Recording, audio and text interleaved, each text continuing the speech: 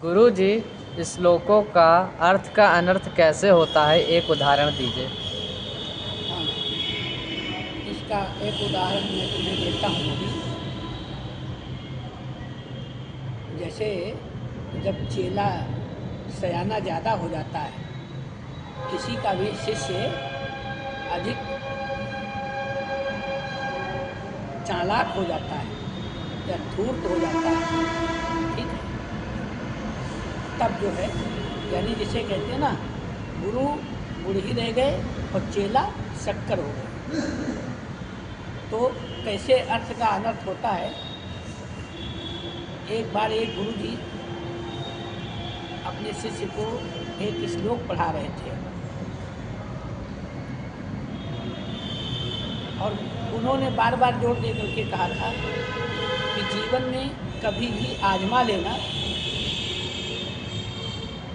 जो मैं तुम्हें सिखा रहा हूँ वो जीवन में आजमा करके देखना, सत्य उतरेगा, उसका परीक्षण कर लेना।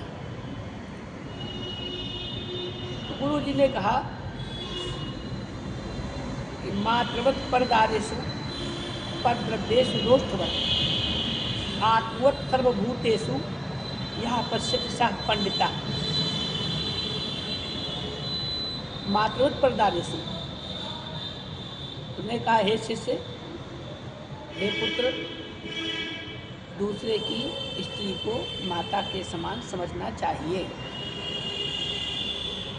परद्रव्येषु लोष्ठवत्, और दूसरे के धन को मिट्टी के समान, लोहे के समान, तिनके के समान समझना चाहिए। आत्मोत सर्वभूतेषु, अपनी ही आत्मा के समान दूसरों का भी ध्यान रखना चाहिए। यह पश्यति सः पंडिता, जो ऐसा देखता है, सभी चीज़ों में ऐसा भाव रखता है, वही पंडित है, वही ज्ञानी है। पंडित का मतलब यहाँ पे वो ज्ञानी है, वो तत्वज्ञ है, वो तत्वदर्शी है। शिष्य ने कहा कि चलिए आज गुरु जी के इस श्लोक का परीक्षण किया जाए कि गुरु जी ने जो सिखाया है वो सही सिखाया है, नहीं सिखाया है। तो तुम्हारी ही तरीके से वो जो है रहा होगा शिष्य किसी गुरु का।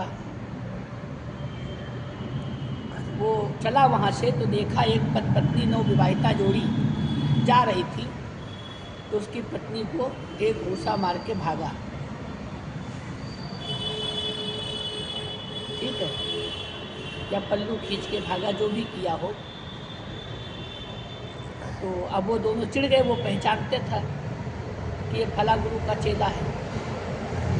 तो वो दोनों डंडा लेके दौड़ाए कि गुरु जी के पास जाके इसकी शिकायत करेंगे।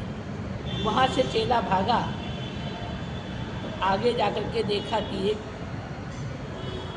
कोई गठरी रख करके अनाज की, या उसमें कुछ मुद्राएं भी रही होंगी, उसने उस गठरी को उठा करके मिट्टी में फेंक दिया, जलाशय में फेंक दिया, मतलब तालाब में, गंदे नाले में। अब उधर वो पत्नी और इधर जिसका वो सामान फेंका था, वो दोनों जो है चल पड़े गुरु जी से शिकायत करने के लिए कि चेले की शिकायत गुरु जी से करेंगे। तो इसके बाद में चेला और आगे बढ़ा, और आगे बढ़ करके जाता है तो एक थोड़ा मदिरा की एक बोतल ले लेता है। तो मदिरा ले करके आधी पीता है और फिर उसको ध्यान आता है, अरे गुरु जी ने कहा था आत्मोत्सर्वभूतेषु, जब मेरी इच्छा हो रही है कि मैंने पिया है आधी बोतल, तो मेरे गुरु जी की भी इच्छा हो रही होगी। तो भागा भागा गया और जाकर के गुरु जी के मुंह में आधी बोतल ठूंस दिया। तब तक के वो दोनों पत्नी भी पहुंच गए, और वो भी पहुंच गया जिसकी गठरी अनाज गिरा दिया था, मिठाइयाँ गिरा दी थी, पैसा गिरा दिया था मिट्टी में, पानी जल में। दोनों पहुंच गए, दोनों ने शिकायत किया। गुरु ने डांटा, अरे चेला ये क्या कर रहा है, मेरे मुंह में शराब की बोतल लगा रहा है, राम राम राम राम, ये क्या कर रहा है। चेला बोला, गुरुजी आपने कहा था कि हमारे सारे मंत्र सत्य होते हैं, परीक्षण कर लेना। तो आपके बताए हुए मंत्र का ही मैं परीक्षण करने के लिए मैंने ये दो लोग जा रहे थे, इनको मैंने छेड़ा, देखो ये शिकायत करने आ गए। मैं अपनी माँ को कभी छेड़ता था तो कभी आपके पास शिकायत करने आई? नहीं आई। तो मैं दूसरे की स्त्री को कैसे माँ मान लूँ? और आपने कहा था दूसरे के धन को मिट्टी समझो, तो मैंने तो मिट्टी समझ करके इनकी गठरी गिरा दिया था। अब मैं कैसे मान लूँ कि इनका दूसरे का धन जो है मिट्टी होता है? पर द्रव्येषु दोषवत्, हम कैसे मान लें कि वो मिट्टी के समान होता है दूसरे का धन? मेरी आत्मा ने कहा कि मैं मदिरा पीऊँ, तो मैंने सोचा कि गुरुजी की इच्छा हो रही होगी तो गुरुजी के भी मुंह में लगा दिया हूँ आपके, तो आप पी ही नहीं रहे हो, तो मैं कैसे मान लूँ मेरी आत्मा के समान दूसरी भी आत्माएं होंगी?